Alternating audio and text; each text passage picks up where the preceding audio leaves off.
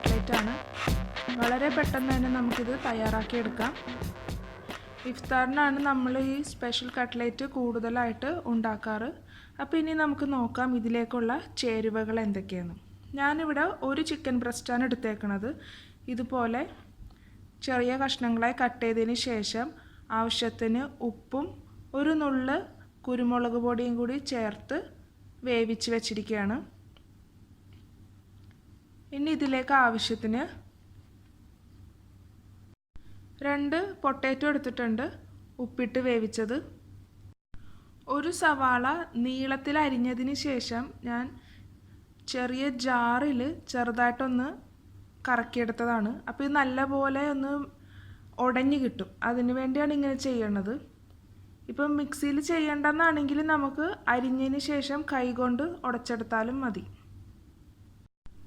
പച്ചമുളക് 5 എണ്ണം എടുത്തിട്ടുണ്ട്, ഇതുപോലെ റൗണ്ട് ഷേപ്പിൽ കട്ട് ചെയ്തത്. എരിവിനനുസരിച്ച് ചേർക്കാം. മല്ലിയില, ഒരു മുട്ട എടുത്തിട്ടുണ്ട്, 1/4 ടീസ്പൂൺ മഞ്ഞൾപ്പൊടി, 1/4 ടീസ്പൂൺ മുളക് പൊടി, 1 ടീസ്പൂൺ ഗരം മസാല പൊടി. ഇനി ഇതിലേക്ക് ആവശ്യത്തിന് ഉപ്പ്. ഇനി ഇതെങ്ങനെയാണ് ഉണ്ടാക്കുന്നതെന്ന് നോക്കാം.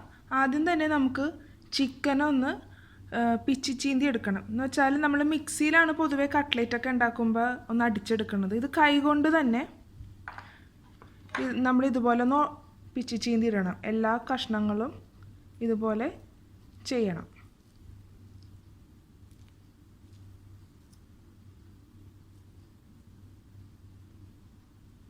ചിക്കൻ ഇപ്പോൾ ഉടച്ച് വെച്ചിട്ടുണ്ട്, അതുപോലെ തന്നെയാണ് പൊട്ടാറ്റോയും ഉടച്ച് വെച്ചിരിക്കുന്നത്.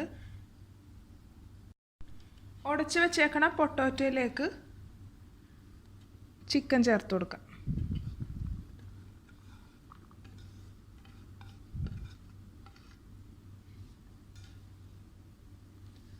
ഇനി ഇതൊന്ന് നല്ലപോലെ ഒന്ന് മിക്സ് ചെയ്യാം. ആദ്യം പൊട്ടാറ്റോയും ചിക്കനൊക്കെ വേവിച്ചപ്പോൾ ഉപ്പ് ചേർത്താണ് വേവിച്ചത്.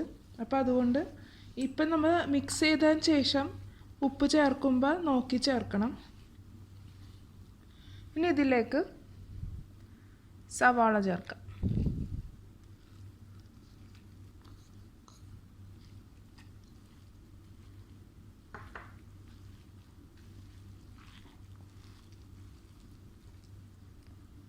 പച്ചമുളക് ചേർക്കുക.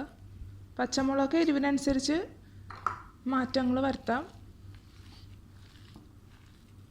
ഇതെല്ലാ ഭാഗത്തേക്കൊന്നും ആക്കാം.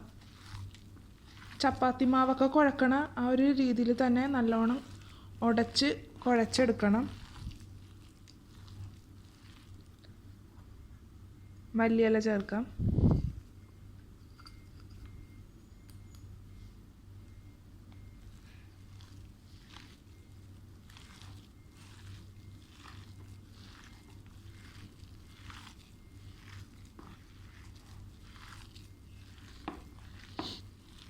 ഇതിലേക്ക് മുളക് പൊടി ചേർക്കാം, മഞ്ഞൾപ്പൊടി, ഗരം മസാലപ്പൊടി. ഇതെല്ലാം മിക്സ് ചെയ്ത് നല്ലപോലെ കുഴച്ചതിന് ശേഷം നമുക്ക് ഉപ്പ് ആവശ്യമുണ്ടെങ്കിൽ ചേർത്ത് കൊടുക്കാം. കൈവച്ച് തന്നെ ഇതുപോലെ നല്ലപോലെ പ്രസ് ചെയ്ത് ഉടയാത്ത ചിക്കൻ പീസുകൾ അല്ലെങ്കിൽ പൊട്ടാറ്റോ ഒക്കെ ഉണ്ടെങ്കിൽ ഇതുപോലെ നല്ലപോലെ ഉടച്ചെടുക്കണം.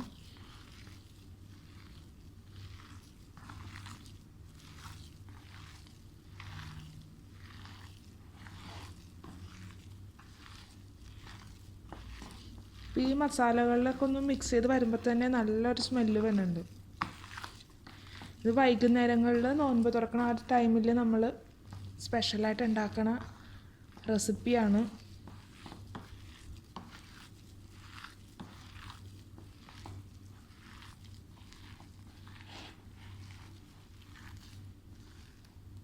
ഉപ്പ് ഇച്ചിരി കുറവായിരുന്നു, അതുകൊണ്ട് ഞാൻ ഉപ്പെല്ലാം ചേർത്ത് കൊടുത്തിട്ടുണ്ട്. നല്ലപോലെ കുഴച്ചെടുക്കണം.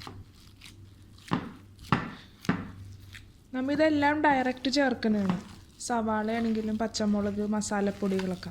അപ്പോൾ ഇതെല്ലാ ഭാഗത്തേക്കും നല്ലപോലെ ചേർന്ന് വരണം. നമ്മൾ ചപ്പാത്തിയൊക്കെ കുഴക്കില്ല, ആ ഒരു പരുവത്തിൽ തന്നെ ഇത് കുഴച്ചെടുത്താൽ ഇതുപോലെ നല്ലപോലെ കിട്ടും. ഇനി ഇത് നമ്മൾ കട്ട്ലേറ്റിനൊക്കെ ചെയ്തെടുക്കണ ആ റൗണ്ട് ഷേപ്പില്ലേ, അതുപോലെ ചെയ്തെടുക്കണം. അപ്പം നമ്മുടെ മിക്സ് ഇപ്പോൾ റെഡി ആയിട്ടുണ്ട്.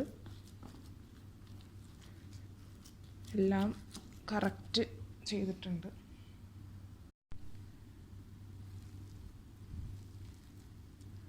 ചെറിയ ചെറിയ ഉരുളകളായിട്ട് ആദ്യം എടുക്കണം. ഇതുപോലെ നമ്മൾ കട്ട്ലേറ്റിനൊക്കെ ഉണ്ടാക്കണ ഷേപ്പിൽ ചെയ്തെടുക്കണം.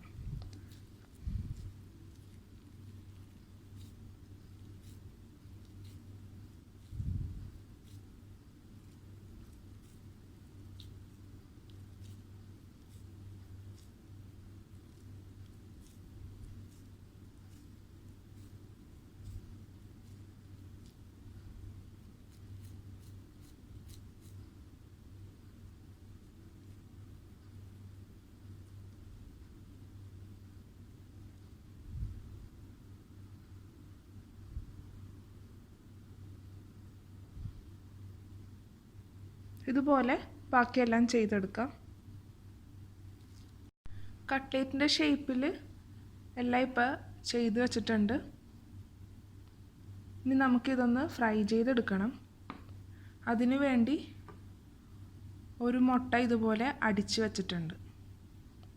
മുട്ട മാത്രം മതി, നമുക്കിതിൽ ബ്രെഡ് ക്രംസിൻ്റെ ഒന്നും ഒരു ആവശ്യവുമില്ല. അപ്പം നമുക്കിതൊന്ന് ഫ്രൈ ചെയ്തെടുക്കാം. പാൻ ചൂടായി തുടങ്ങിയിട്ടുണ്ട്. ഇതിലേക്ക് നമുക്ക് ഓയിൽ ഒഴിച്ചു കൊടുക്കാം. ഞാൻ സൺഫ്ലവർ ഓയിലാണിത് ഫ്രൈ ചെയ്യാൻ വേണ്ടി യൂസ് ചെയ്യണത്.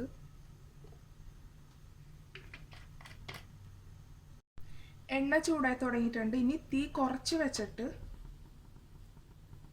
ഓരോ കട്ട്ലേറ്റും അടിച്ചു വെച്ചേക്കണ മുട്ടയിലേക്ക് ഒന്ന് മിക്സ് ചെയ്യണം. ഇതുപോലെ ഒന്ന് മിക്സ് ചെയ്ത് കൊടുക്കണം. എന്നിട്ട് എണ്ണയിലേക്ക് വെച്ച് കൊടുക്കാം. ഇതുപോലെ ബാക്കിയെല്ലാം ചെയ്തെടുക്കാം.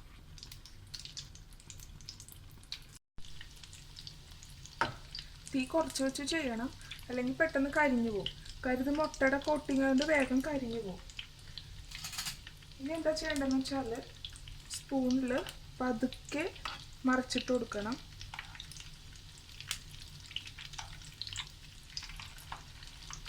ഇപ്പം ഈ ഒരു സൈഡ് ആയിട്ടുണ്ട്.